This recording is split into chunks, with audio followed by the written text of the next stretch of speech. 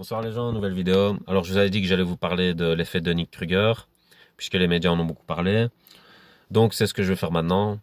Alors l'effet de Nick Kruger, c'est une courbe sur laquelle on peut apercevoir que moins une personne s'y connaît dans un domaine, plus elle va avoir la prétention de s'y connaître. Elle va être arrogante par rapport à des affirmations qu'elle aura sur ce domaine. Et pourquoi il y a cet effet de Nick Kruger chez les gens en fait? Donc on peut se poser la question. Les médias ils sont plutôt partis dans la direction des réseaux sociaux où on a des réactions épidermiques et donc on parle sans réfléchir. Et si on avait réfléchi, ça nous aurait permis de ne pas montrer toute l'étendue de notre ignorance. Mais je pense que c'est pas suffisant pour expliquer l'effet de Nick Kruger, parce que si on enlevait les réseaux sociaux, je pense pas que tout d'un coup la société deviendrait intelligente et qu'il y aurait plus d'effet de Nick Kruger dans la population. Je pense que c'est intégré dans le système, dans le sens où on surproduit, on surconsomme. Alors, qu'est-ce que ça amène de surproduire? Quand vous surproduisez, vous n'êtes pas en vitesse de croisière. Donc vous n'avez pas la maîtrise de vous-même ni de votre environnement. C'est pas équilibré. Vous êtes trop rapide par rapport à ce que vous êtes en capacité d'accepter. C'est-à-dire votre perception, elle peut accepter des informations.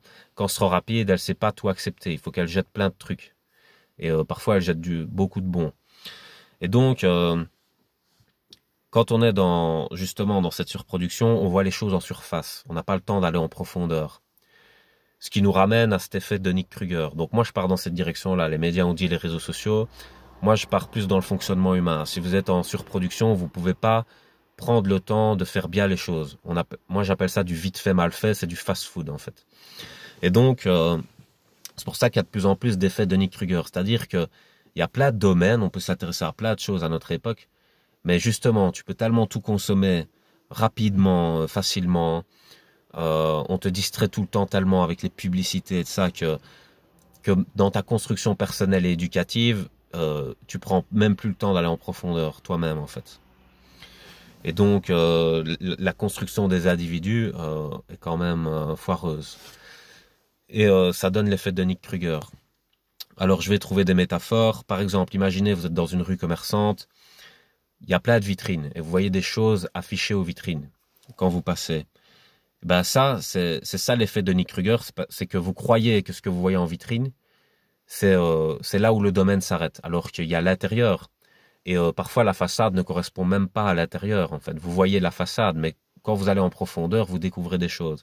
Il y a un célèbre philosophe grec qui a dit « Tout ce que je sais, c'est que je ne sais rien ». Pourquoi il a dit ça?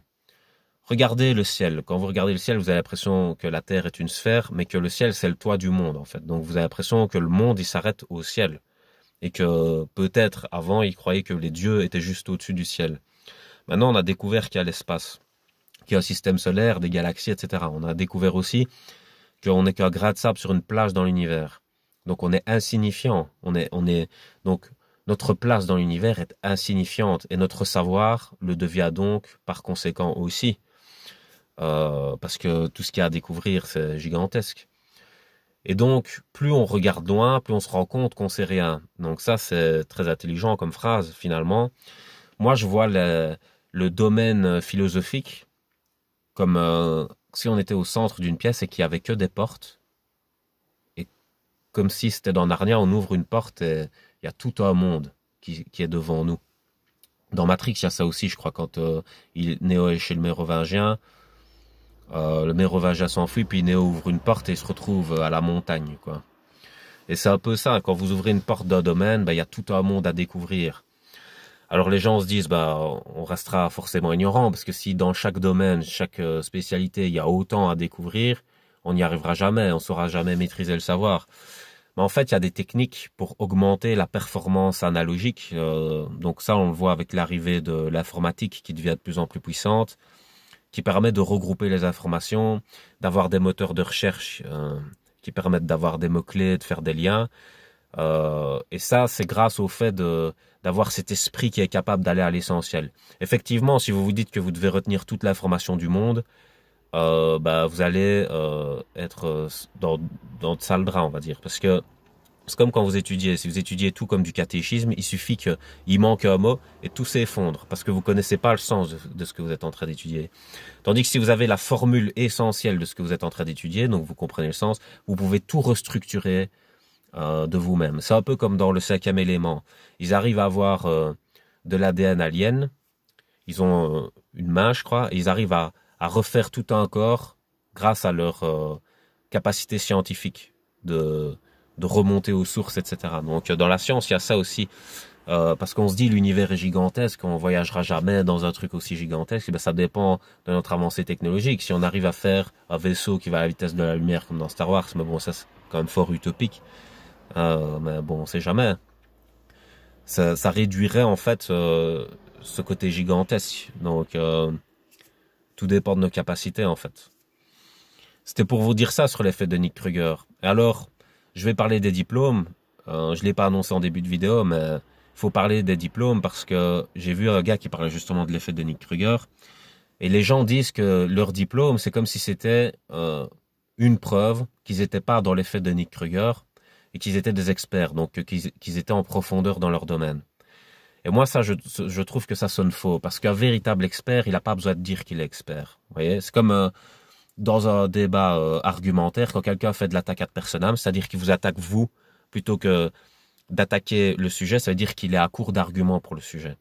Il vous attaque vous pour faire diversion sur son ignorance du sujet. Donc ça, vous pouvez le pointer du doigt, vous pouvez dire, c'est pas moi le sujet du débat, c'est ça. Donc si tu t'en prends à moi, ça veut dire que t'as plus rien à dire sur ce qu'on est en train de dire. Donc vous remettez le curseur sur ce qui est sur le débat en fait, et vous l'enlevez de la diversion qu'on essaye de faire sur vous. Vous devenez le bouc émissaire du débat en fait.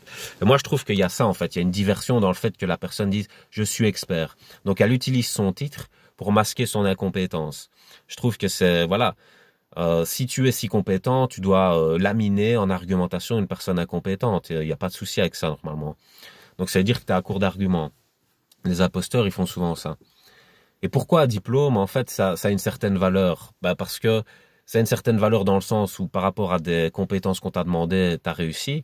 Mais parfois, il y a des pistons. Donc, c'est-à-dire qu'il y a des gens, ils te testent sur des compétences, mais ils te testent légèrement ou ils te testent sur une partie du domaine qui est complètement infime par rapport au domaine en lui-même, à la taille du domaine en lui-même. Ce qui fait que t'as pas forcément de connaissances. Donc, si on te teste sur une partie et que tu fais 12 sur 20, et que en plus tu as été pistonné, voilà, niveau expert, c'est moyen aussi, quoi. Donc voilà, les diplômes aussi, c'est quelque chose que l'humain fige encore, c'est de la psychorigidité, parce que comme Mohamed Ali a dit, il n'y a pas un jour d'entraînement où j'ai pas souffert. Et alors, le discours d'un champion, parce qu'il sait ce que c'est de dire jamais rien n'est acquis. Jamais rien n'est acquis. Un vrai champion, c'est ce qu'il va vous dire. Il va jamais vous dire voilà, je suis expert à vie. Ça, c'est des conneries, ça. Parce que Confucius, c'est lui qui a eu l'idée, mais je me souviens plus exactement de sa phrase. Mais moi, j'ai repris et je l'ai amélioré. C'est ce que tu ne si tu ne fais rien aujourd'hui, tu perds ce que tu avais hier. Ce que tu entretiens, tu le conserves. Et si tu dépasses tes limites, tu t'améliores. Donc en fait, quelqu'un qui commence à se reposer sur ses lauriers, il est en train de perdre jour après jour. Donc quelqu'un qui était censé être moins bon dans le passé va peut-être le rattraper, le dépasser si cette personne dépasse ses limites jour après jour. Donc le temps, il joue aussi. C'est comme le permis de conduire. Le permis de conduire, tu l'as réussi sur le moment même, mais si tu conduis pas pendant 10 ans, tu vas moins bien conduire qu'un jeune qui fait l'auto-école et qui a sa 20e heure. Il conduit mieux que toi, hein. Alors que, parce que si toi, t'as pas touché une voiture depuis 10 ans, t'es plus dans la pratique de ça. Pourtant, t'as le permis, donc t'as le diplôme. Lui, il l'a pas. Lui, il est en licence. Pourtant, il conduit mieux que toi. Donc, vous voyez, les diplômes, ça aussi, l'effet de Nick Kruger, ça concerne tout le monde. C'est l'arrogance, vraiment, de se dire, justement, les titres, etc., ou d'avoir des croyances et de s'y arrêter, et de pas s'intéresser plus loin. Voilà, c'est un peu ça, l'effet de Nick Kruger. Donc, pour combattre l'effet de Nick Kruger, il y a plusieurs choses. D'abord, accepter son insignifiance. Accepter son ignorance, accepter qu'on sait pas tout, accepter que on n'est pas le centre du monde. Donc là, on démarre déjà bien pour commencer à apprendre. Et puis, accepter aussi que les choses sont pas figées, que rien n'est acquis. Et donc, que tant qu'il y a de l'apprentissage, il y a de la vie. Et je pense que la vie s'arrête quand on arrête d'apprendre, justement. Donc voilà, je vais terminer la vidéo sur ça. Passez une bonne soirée.